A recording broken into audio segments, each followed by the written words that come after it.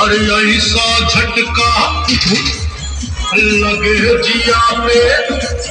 पुनर्जन्म हो जा खाई के पान बनारस वाला खाई के पान बनारस वाला